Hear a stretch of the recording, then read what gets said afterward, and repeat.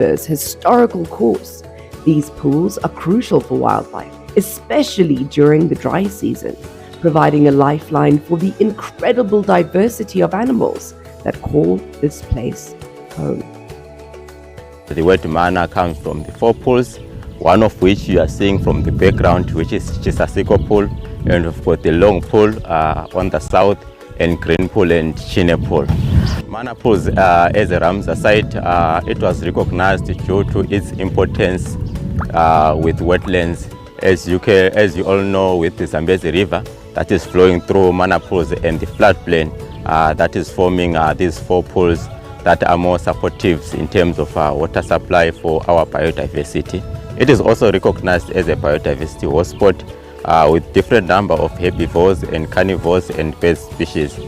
In terms of herbivores, generally we've got the largest mammal, which are the elephants, and we've got the buffaloes, and we've got the kudus, and we've got the elands and the nyala, and so on.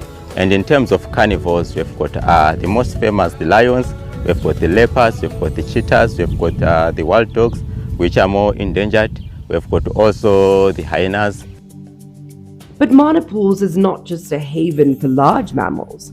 Over 450 resident and migratory bird species breed in these wetlands, including the vibrant carmine bee-eaters, the charming Nyasa lovebirds, and the elegant rock pranticles. Mana Pools is identified as an important bird area. We've got the water birds, the African jacana, the grey herons, we've got the marabou storks, which are also endangered. We've got also the vultures are also key here in Mana Pools ecosystem. The Zambezi River and its associated pools support populations of Nile crocodiles and various fish species. For the adventurous, Mana Pools offers a unique wilderness experience with opportunities for canoeing and exploring the river's tranquil waters. Mana Pools is a tourist destination which is recognized worldwide, which attracts a lot of tourists, which brings revenue to our economy. And also socially, Mana Pools is a place where people can recreate, reconnect with nature.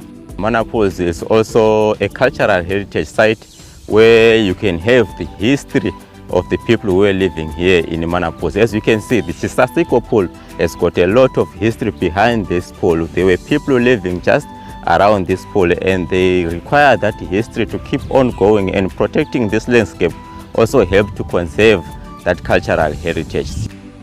For those seeking close encounters with wildlife in their natural habitats, Mana Pools is a true paradise.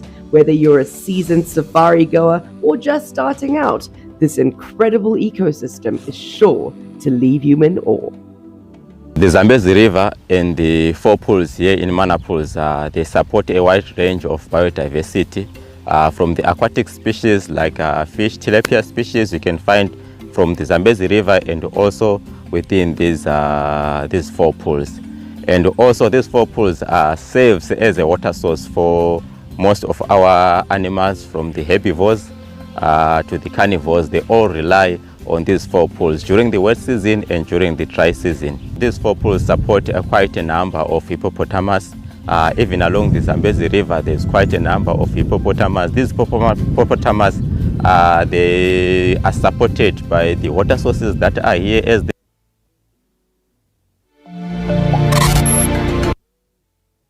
their habitat, and they also use the floodplain as their feeding ground. Mana Pools is a key component of the Lower Zambezi Mana Pools Transfrontier Conservation Area, a massive transboundary landscape in the SADC region, a place where nature's beauty and wonder await, and where the wild heart of Africa beats strong.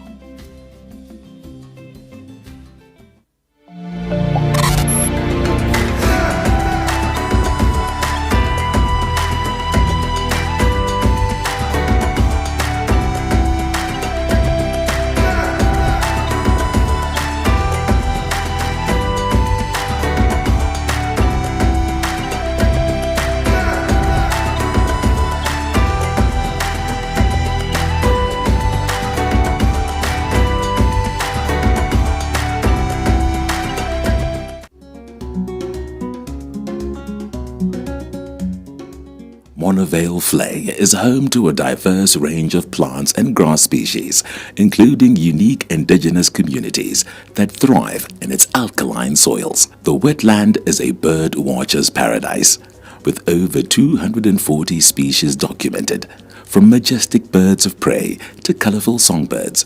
Monavale Vlei is a haven for avian enthusiasts. We've got special and unique bird species such as the striped crake, which is actually a migrant that comes from North Africa. We also have streaky-breasted flufftail. Those are iconic bird species which are actually known by locals and international birders alike. They come here during their migration period, which begins around October and ends around April. So they come to visit to see them. Monavale Vlei is more than just a bird sanctuary. It's also home to a surprising number of mammals, including the threatened Cape clawless otter and common duiker.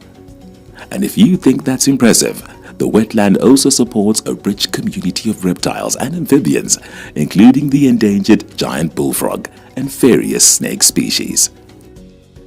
Monavale wetland is within an urban setup. Actually, it's about 4.2 kilometers from the CBD, and there are mammals that we actually find around here, like the bush pig, duiker, serval, mongooses, otters, and scrubby, amongst other reptiles in the crust wetland. Monavale Vlei stands as a shining example of how a dedicated community can successfully protect and restore a vital urban ecosystem. Beyond its biodiversity, Monavale Vlei plays a vital role in purifying water, mitigating floods, and recharging the groundwater table that replenishes Lake Chivero, Harare's main water source. These wetlands, they act like a sponge. You know, when it rains, as the water is sinking into the ground, it is actually filtered and cleaned underground. They also store water underground, which replenish our boreholes as well. And this is actually beneficial during the dry season or during droughts, because the water will be underground. And it also feeds into the streams leading to Lake Chivero and Lake Manyame as well.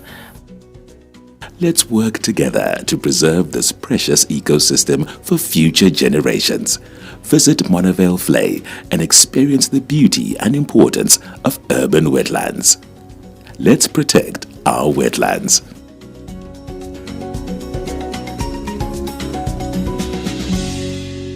Manapools, let's cross over to Kurtley Gwindi, who is at the Big Tree.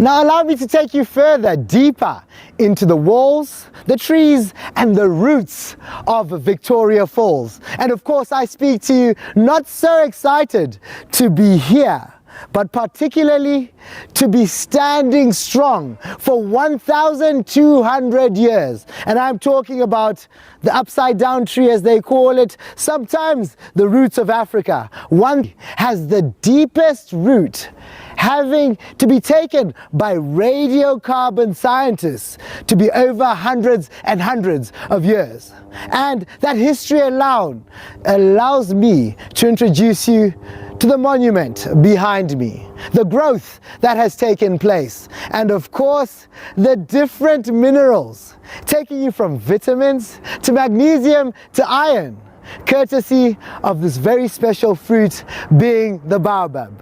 Now, if you and I are deeply rooted in the African fabric, you do know that the baobab tree holds a sentimental value with regards to history, growth, as well as just the general aura of what Victoria Falls holds.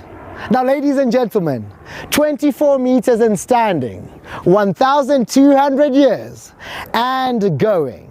Allow me to take you onto a journey of the Big Tree. Now, my name is Kurtley Gwindi, and of course, we are on a journey of the Victoria Falls. Much and much more will be coming.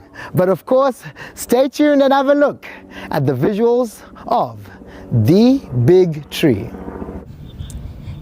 Many thanks, Curtly. Now, to feed into this conversation and make sense of it as we're here for the COP15 summit, let's get an overview and appreciation of other Ramsar sites that we have. We're talking about the Victoria Falls and the Okavango Delta. The Victoria Falls, one of the 7 natural wonders of the world and a UNESCO World Heritage Site. This breathtaking waterfall is a force of nature that will leave you awestruck. 1.1 million cubic liters of water crash down every minute, creating a mist that rises like a ghostly mistress. The Victoria Falls is a spectacle that straddles the border of Zambia and Zimbabwe. Known by locals as Mosi Oyatunya, the smoke that thunders, this waterfall is a wonder that has captivated people for centuries.